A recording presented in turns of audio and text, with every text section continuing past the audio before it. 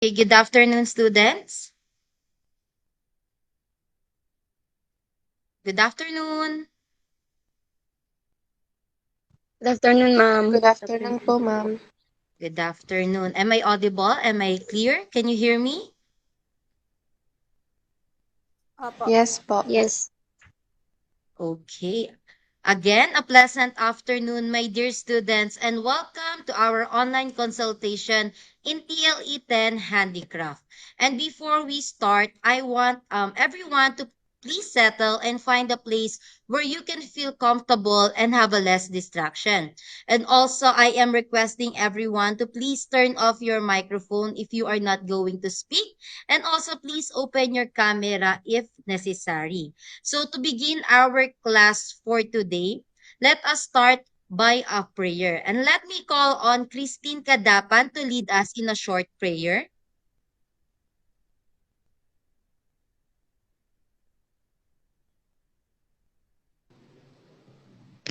Let's bow our head and let us all pray. Dear God, we thank you for this day, and we're also thankful for the blessings you're giving us every day. Please help us to understand our lesson, and also may you take care and guide us today, and give us enough knowledge and intelligence so that we can finish the class well and peacefully. We pray in the sweet name of Jesus. Amen. Amen. Thank you so much, Christine. And now for your attendance, I will be showing your picture. And once you see your picture pop on the screen, you will just open your microphone and say present. So let me start with Hazel Joy Angeles, Present po. Christine Kadapan, Present po, ma'am. Romaline Mina. Present po. Let me have Liza Javier.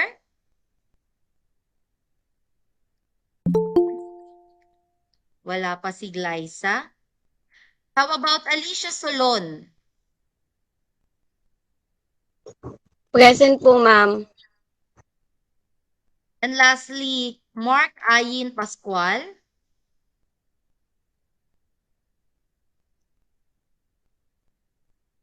Mark Ayin Pascual. Present po. Okay, it seems like all of you are there except for Glyza. Let's wait if she can still join later on. And now for your reminders and rules during the conduct of our online consultation, I will be playing a short video where you can watch and listen carefully. Today, students, here are the online classroom rules. Number 1. Be on time. Be ready at least 10 minutes before the class begins. Number 2. Be prepared. Have your books, notebooks, pen or pencil with you. Check your gadgets and connections. Number 3. Be attentive. Pay attention to your teacher while he or she is explaining or while your classmate is speaking. Also use the icon raise hand if you want to answer and icon like if you agree. Number 4. Mute and unmute. Turn your microphone off when someone is speaking. Turn it on when you are going to respond or ask a question. Number 5. Turn on the camera. Always keep your camera on so that the teacher and your classmates can see your face. Number 6. Sit in one spot. Find a comfortable place to keep you from distraction and keep your things nearby. Lastly, dress appropriately. Wear appropriate clothes during online class. Dress nicely and you will feel organized and confident.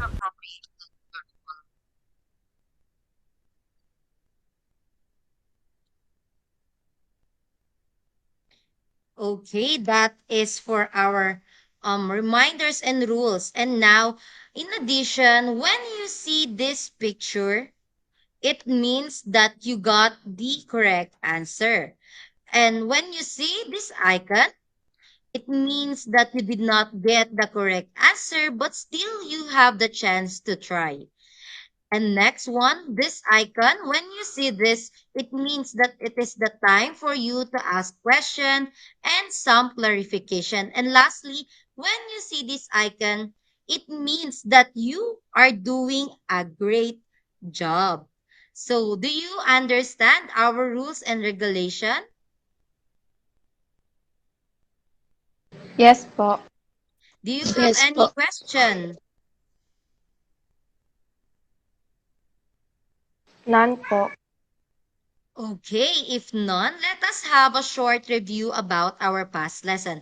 Who can still remember our last lesson? It's about origami. About origami. Yes, that is correct. And now let us have a short activity called Bamboozle Quiz B, where in this activity you will be grouped into two groups and each member will pick a tile to answer the given question. The group who got the highest point will be the winner. Okay, do you understand the direction? Yes Yes po. po. Okay, if yes, before we proceed, I will be presenting your groups. So for the group one, the members are Christine Cadapan, Hazel Joy Angeles, and Glyza Javier. And for the team two or the group two, Romalyn Mina, Alicia Solon, and Mark Ayin Pascual. Okay, now let us proceed to our activity. Let me present the activity. Okay, let us start. So the first group who will pick a tile is the group 1. So who's from the group 1? Ako po. Okay, Christine?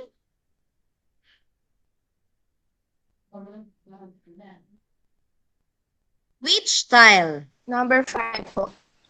Number 5. Oh, Number 5. number 5. The subject most closely related to origami is? Math po. Let us check if that is math. That is correct. Okay, from the other team. Number 6 po. Number 6. The word origami is a combination of the Japanese words ori means folding and kami means? Paper po. Paper. Let us check if that is correct. That is correct. Okay. From the group 1 again? Ako po. Okay. Number 10 po. Number 10. What is the name of this fold?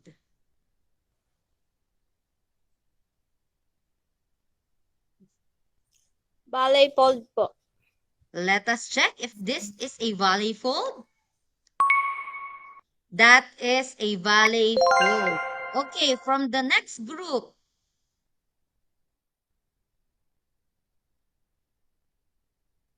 Number 1 po. Number 1. Origami started in what country? China po. Let us check if that is correct. China is correct. Okay, from the next group.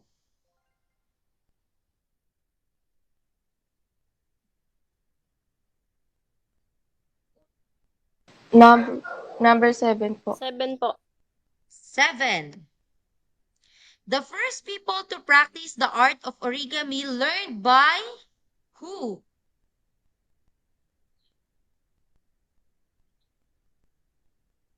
The families transfer it generation to generation.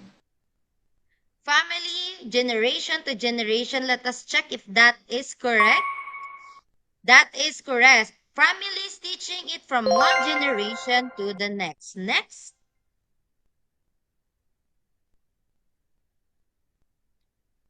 Next team. Number 12 po. Number 12. Okay, what is the main material for origami art? Paper po. Let us check if that is paper. That is correct. Okay, from the next team.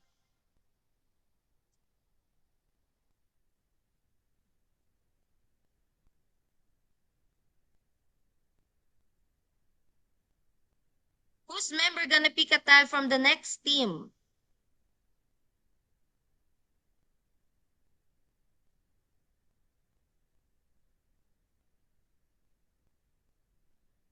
Number 11 po.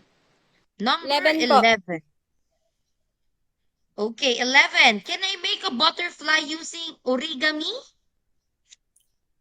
Yes po. Yes. Let us check. Yes, you can make a butterfly using an origami. Okay, next.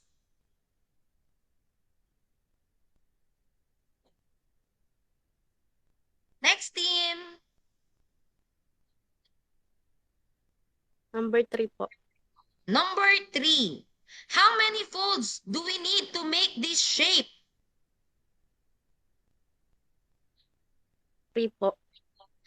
3. The tile is the answer and that is correct. Okay, last 4 tiles. Number 2 po. Number 2. What is basic origami?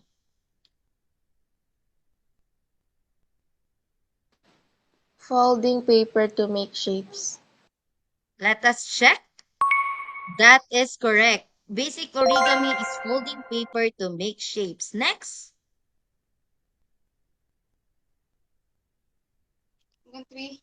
Number 9 po. Number 9. What is the name of this fold? Mountain fold po. Let us check if that is a mountain fold. That is correct. Okay, last 2 tiles. Anyone from the group 1? 8 po. Number 8. The pieces of paper in modular are called?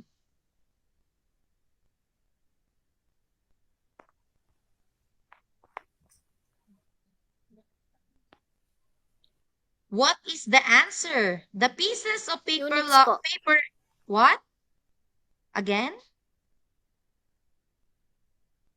Unit po. Units. Let us check if that is correct. That is correct. Okay, for the last group, the team 2, number 4. What are the 2 common folds in origami?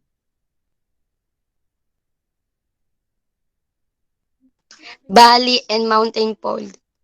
Valley and mountain fold. Let us check if that is the 2 common folds in origami. And that is correct. So, congratulations, Group 2, for being the highest in this activity. Okay, let me show my presentation first. Okay, thank you everyone. It really shows that you can still remember our last lesson. So once again, origami is an art of folding objects out of paper to create both 2 and 3-dimensional subjects. It was originated in China during the early 7th century. Origami is a combination of a Japanese words means ori means folding and kami means paper. Origami also has a different types of folding like the mountain and valley fold. So now let us have another short activity called word hunt. In this activity, you will be needing to complete the statement by searching the appropriate word in the puzzle. And there will be clues where you can find the words if they can be found in horizontal or in a vertical ways. Once you complete the sentence, you will comment your answer in the comment box here in our Google Meet. And you only have 1 minute to find the words. Is that clear? Yes po. Do you have any Yes question po. regarding this activity? None po. None po. Okay, if none, let us proceed. So the word or the sentence that you are going to complete is the blank project or blank results in greater blank, blank, when blank are met. So as you can see in the slide, there are clues. So it is easy for you to search. Okay, your 1 minute begins now.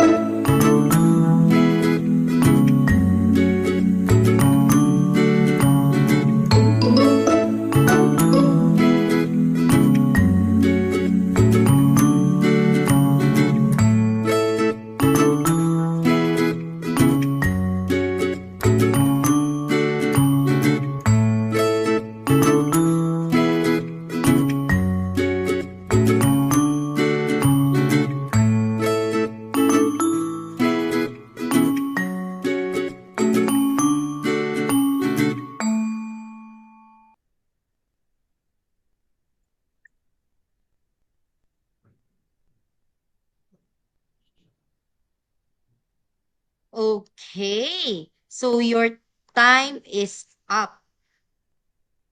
Okay, let us check who got the correct answer. So according to Romalyn, quality project or product results in greater customer satisfaction when standards are met. And let us check if the others answer also the same. According to Christine Kadapan, quality project or product results in greater customer satisfaction when standards are met. So, let us check if that is correct. Yes, that is correct. So, the word or the sentence that we need to complete is quality project or product results in greater customer satisfaction when standards are met. So, who has any idea about the sentence?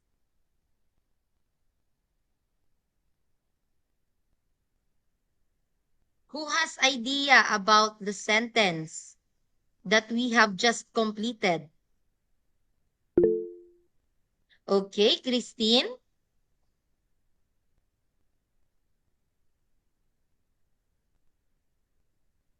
Kapagka po yung quality po ng isa pong product na-meet po yung satisfaction po ng isang customer, bibili niya po yun kasi po alam niya po na maganda po yung quality na yun at na-satisfy po siya sa origami na yun. Okay, that is correct. Pagka na-satisfy. Because as a customer in the market, I am also or we are also looking for a quality products too, right? That is why we have this what we call standards for us to have a basis on what is a good quality to what is not. So why do you think we need to make a good quality origami? So sa tingin nyo, bakit kailangan natin gumawa ng isang quality origami product?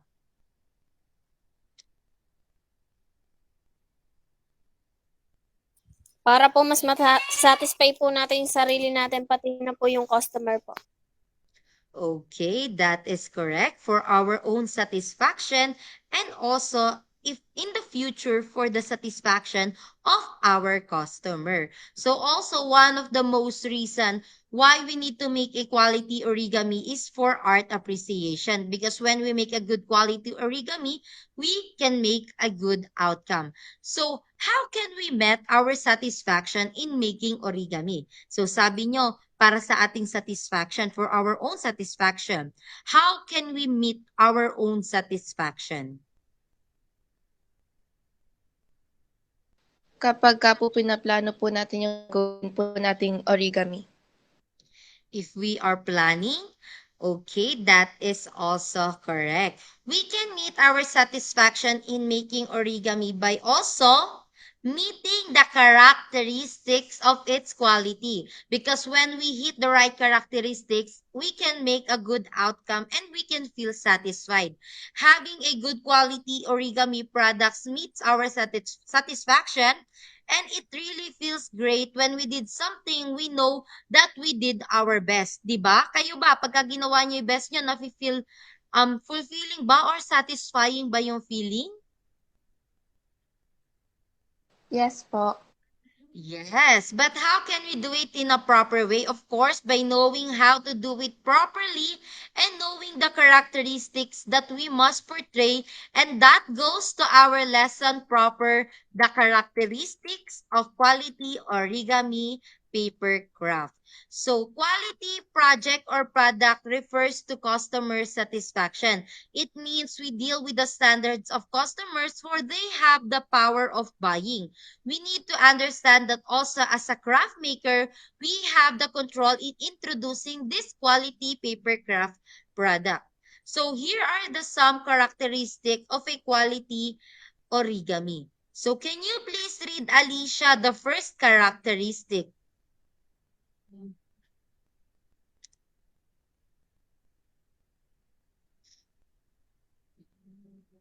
Alicia?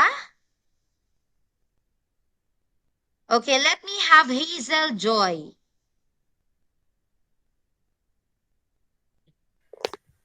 The paper is properly folded and creased. It has sharp and even folds. The type of paper should also be considered. A sturdier paper can be used if you want it to have it displayed or used longer. Okay, thank you so much, Hazel. The first characteristic is that the paper is properly folded and creased and it has sharp and even folds for us to clearly see it for the next step. So the type of paper should also be considered. There are a lot of type of papers that we can use, but a sturdier paper can be used if you want to have it displayed for a longer time. So what do we mean by a sturdier? It means that we should use a high quality type of paper, because remember, we are making here a quality origami. So next, can you please read Christine Kadapan, the second characteristic? Symmetry is important in making origami products. The balanced proportion in terms of size, forms, and colors, application in the elements of arts and design of the project must be followed. Thank you so much, Christine. Symmetrically, or the formal balance, can be described as having equal weight on equal size of a centrally placed like a seesaw. Sino na nakakita ng seesaw? Okay. Ako po. That is an easy way of balancing, but such balance lends to monotony. So what do we mean by monotony? Monotony means sameness. Application in the elements of arts and design of the project must be followed, which are we going to tackle later on. So the third characteristic, can you please read Mark? Mark Ayin.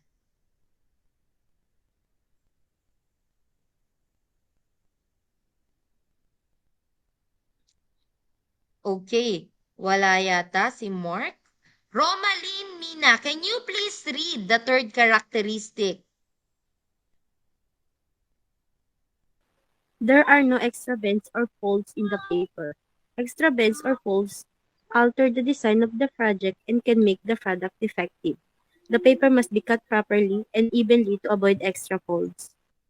So thank you so much, Romaline. The paper must be cut properly and evenly to avoid extra folds. There should be no extra bends or folds in the paper. Because when we put weight on a sheet of paper, it tends to buckle because it is very thin. Remember that when we fold a piece of paper, the plant's fibers along the crease are permanently pushed into the plastic area of the structure, eventually breaking at the fold's real angles. So, nawawala yung totoong pagka-plane niya. the fold becomes a permanent deformation that cannot be restored since the fiber's original integrity is lost. So as you can see on the first picture, yan yung may extra bends, may extra folds, gusot-gusot, may mga crease. While the second picture in the screen, as you can see, it has no extra bends and extra folds. It is a quality type of origami. So last is the instructions in foldings are properly followed. So the techniques and methods are very important in achieving authentic, quality, and marketable products. Sabi dito, following instructions are properly followed because following instructions can simplify the task. It also increase effectiveness. Why? Because it also help us to save time. Because once we miss a step, it will be a domino effect. The next step will be affected. So now let us proceed to the elements and principles of arts that should also be considered in making a quality origami. So the first element is the color. Can you please read Mark the first element?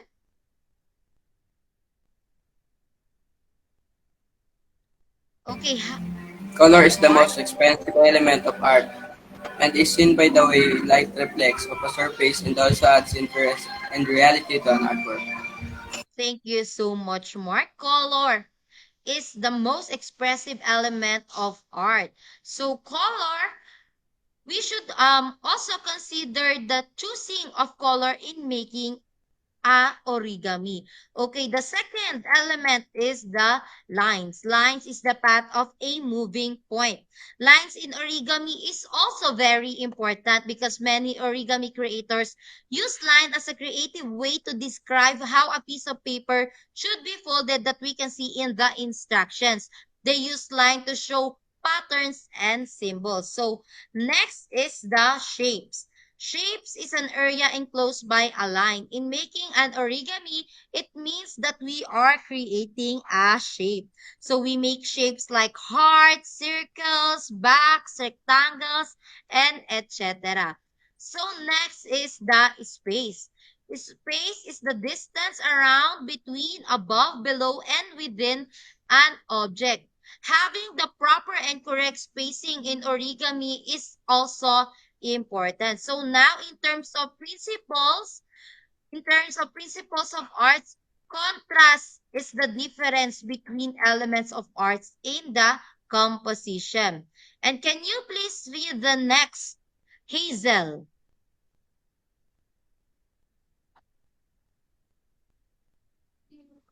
Emphasis is when the artist creates an area of the composition that is visually dominant and commands the viewer's attention.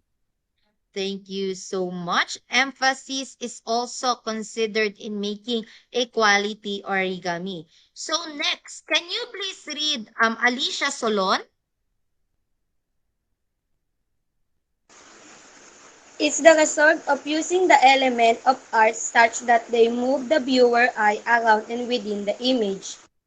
Thank you so much, Alicia. And lastly, rhythm is created by movement complied through the repetition of elements of art in a non-uniform but organized way. So that is the elements and principles of art. So now, again, the characteristic of a quality origami paper craft. First, the paper is properly folded and creased. It has sharp and even folds. Symmetry is also important in origami. And the third one, no extra bends or folds in the paper. And lastly, instructions in folding are properly followed.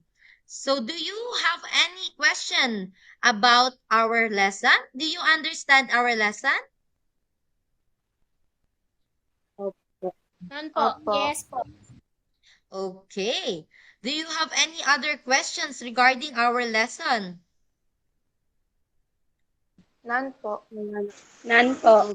Okay, if none, I will be playing a short video. And while watching, please do observe. Okay, mga anak, I will be playing and while watching, mag-observe kayo about the video.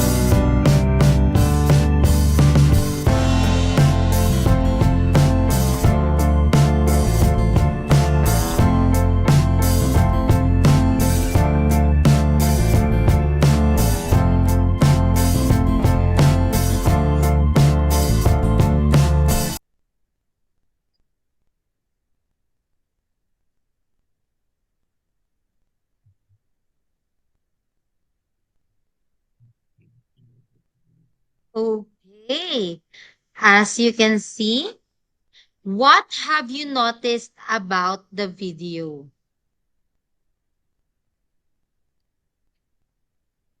Okay, Christine? Making a butterfly po.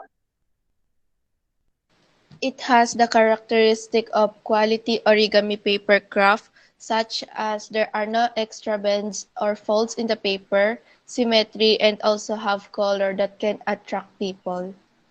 Okay, that is correct. How about you, Hazel?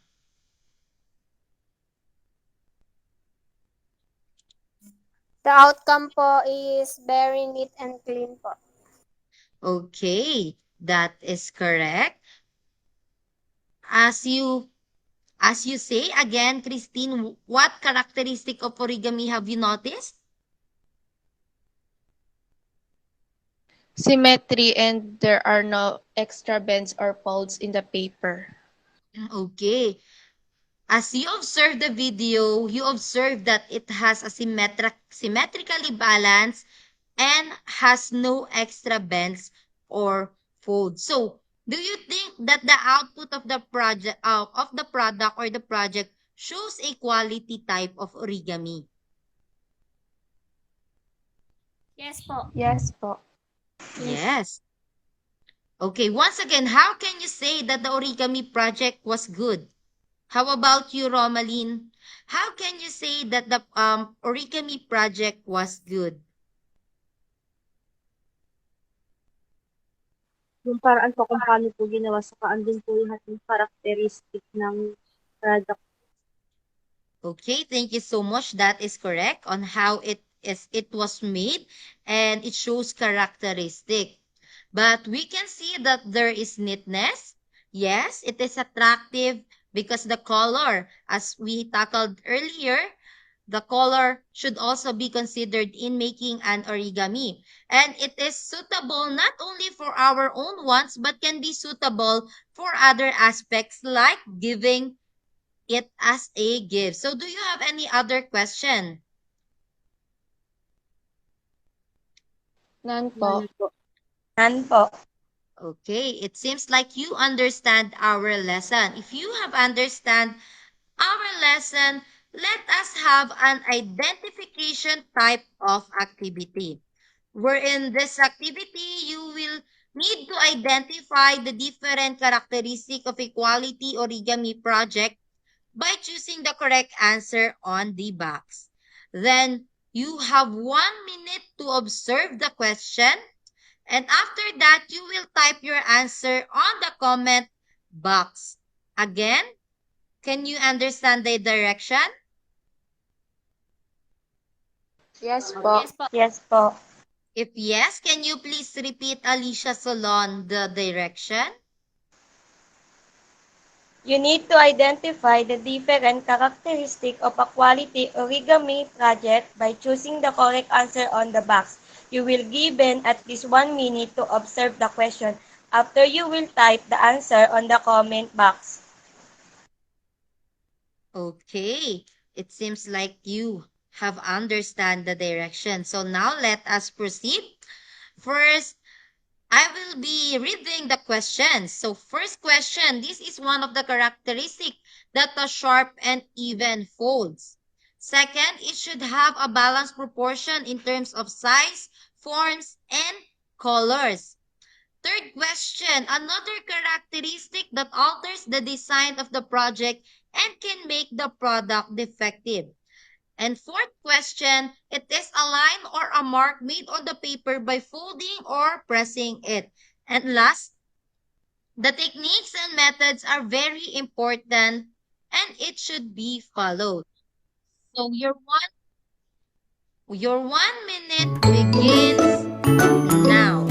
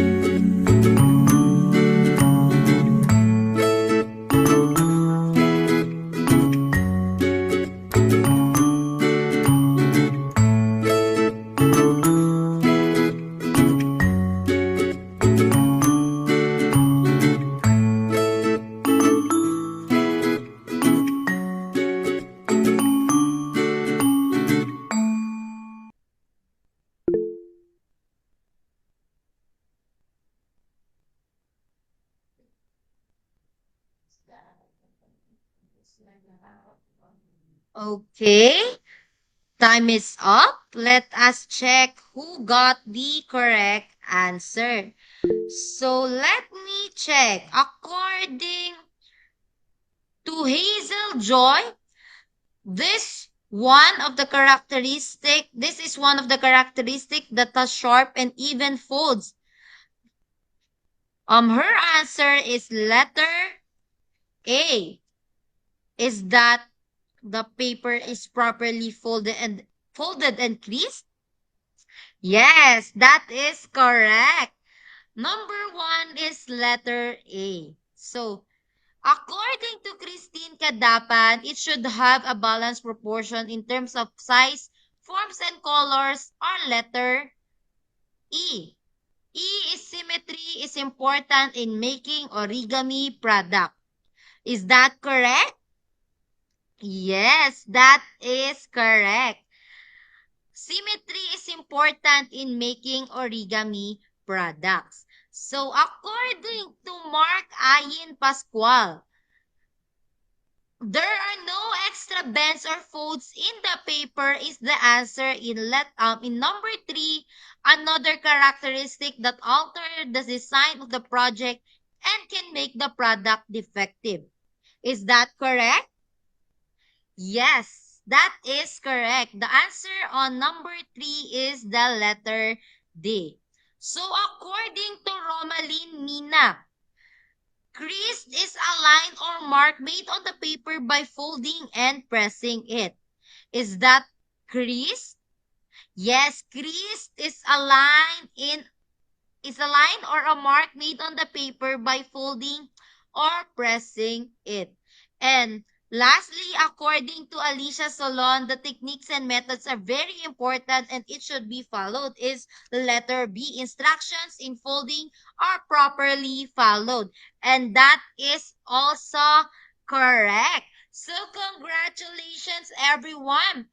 You all got the correct answer. So it seems like you really understand our lesson. So now I will be playing a short video, and this time I want you to focus on the video that I will be playing and have an observation. Okay, once again I will be playing a video and please do observe.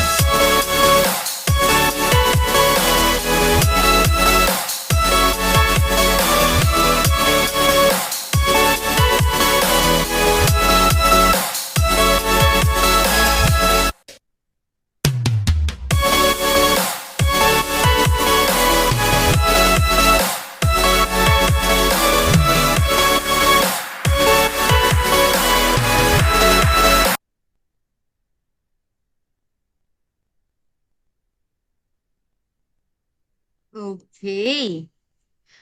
Mm. What have you noticed about the video?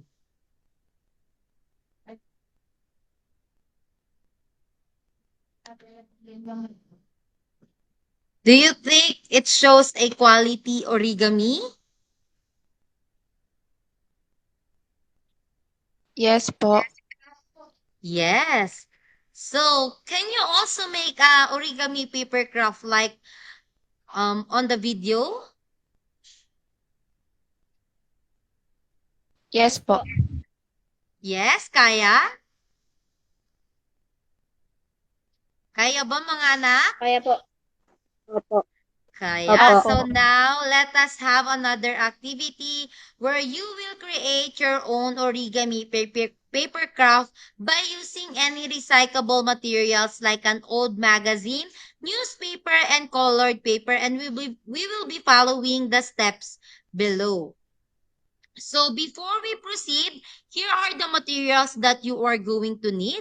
First, you will be needing a paper, any colored paper, newspaper, or magazine. Mga anak, kung ano yung available dyan sa bahay nyo, sa tabi nyo, yun lang ang ating gamitin. No need to go outside and buy. Next, we also need a glue, a ruler, a ball pen, and a scissor. And we will be might also needing a paper craft accessories, and of course, a phone holder. So, once I start the timer later, you are going to open your camera, mga anak, but just focus the camera on your work. So, you don't need to show your faces. Just focus the camera or the video on the work that you are doing. So once again, here are the steps in making the origami. Take a square sheet of a 10 by 10 centimeters, then fold it across and crease as shown. And leave the triangle intact and fold on the sides to make a square again. Then fold it backwards along the cross and open the folds as shown above. Then fold the right bottom corner onto the top and crease. Then hide it inside as we watch on the video. Then fold the open edges into the middle. Then do it on the both sides and fold them flat to the body. Then lastly, turn and open up your single petal is ready, but you will be needing to make 4 more petals, then glue them on the sides like shown, and glue all the petals on the side, and finally, open the petals to stick the first one to the last one. So, do you have any question? May mga tanong ba None tayo po. regarding our activity? Do we have any question? Naiintindihan ba anak yung gagawin? None po. Naiintindihan? Naintindihan. Yes po. Okay, so before we proceed to our origami making, here are the rubrics for your um origami paper craft making. So for you to get a 10 points, if your design or the product design was followed, and you will be getting a 7 point if your product design is original, and you might be getting a 5 points if your design was common. So in terms of materials, you will be getting a 10 points if you use material or if you use recycled materials that are available at your home. But if you use materials that are seldom available in the market, you will be getting a 7 points. So you will be getting a 5 points if the materials that you gonna use are all bought. So in the criteria of neatness, if your artwork presentation was neat and orderly, you will get a 10 points. If your artwork presentation was mostly neat and orderly, you will be getting a 7 points. And you will be getting a 5 points if your artwork presentation was somehow neat and orderly. So, naiintindihan ng mga anak yung gagawin? Yes po. Opo. Okay, you can now open your camera. And open your camera na mga anak and focus your camera on your work. Okay, ayan, naka-open na. Your 5 minutes begins now.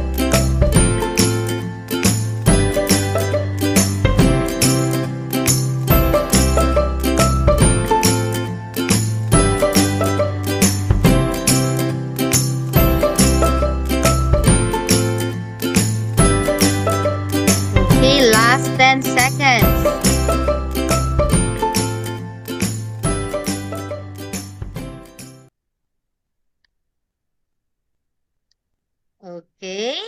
Time's up. Let me see your finish um origami project. Okay, nice. Hazel, Joy, and Alicia, and Christine. Christine used a variety colors. And Romaline, Mina. Wow, it seems that you really understand and follow the steps in making the quality origami. So please send it to our group chat later after the discussion. And now, after you make that origami as a grade 10 students, do you think you have developed your creativity in doing projects like so? Sa tingin nyo ba, um, na-develop yung creativity nyo while doing the origami? Yes po. Yes po. Yes. So, how can projects like origami papercraft develop your creativity? Sa paanong paraan? Because when doing an origami, we're going to plan first what design we're going to make. And planning a design can yun. Sige anak, tama yung sagot mo naman. Nade-develop yung creativity natin starting from the planning. Because during this kind of making projects, you can also develop your individual creativity, and developing this style of projects, you can squeeze your creativity to create something new or unique. And not only by creating, but from planning, according to Christine, from planning the right materials to the design, and by executing the instructions or following the steps. Origami also improves concentration because it requires us to fold various sides of the paper at once, which help us to study again the subject related to origami, mathematics. It uses high level of concentration to fold various sides of the paper, which also improves our spatial awareness. Using our own imagination, it helps us to show our creativity. So once again, have you developed your creativity while doing the origami? Yes po. Yes. Yes So po. if yes, mga anak, you can also ask your family members to make an origami katulad nakikita ko kanina si Alicia. Nagwa-watch yata yung mother niya. You can also ask your mother or any of your family member to make an origami, because making an origami also can be a family bonding. Pwede nyo maging family bonding yan. So once again, the quality characteristic of origami products. So I have here one last question before we end our discussion. If I am going to make an origami paper craft for my friend as a gift, what do you think I will do before I give it to them? Irarap po muna ng mabuti at maganda para po pag binigay po sa special someone po is nandun po yung effort po natin. Yes, tama yan. Put an effort by wrapping it nicely. So that concludes to our next topic, the packaging of finished product or project. So for your assignment, have a research and read about the packaging of finished product or project. So do you have any question? May mga tanong ba, anak? None po. None po. Okay, if none, that is all for today. Remember the swap. Stay at home, wash your hands, wear your mask, act with caution, and practice physical distancing because we are still facing the pandemic. So that is all for today. Thank you for listening and cooperating. Do not forget your task and stay safe and have a good day. Thank you so much, mga anak. Thank you po, ma'am. Thank you po. Bye po. Thank you. Pasend na lang Thank you yung po, mga ma'am. final Bye. output nyo sa ating Ma'am GC. po.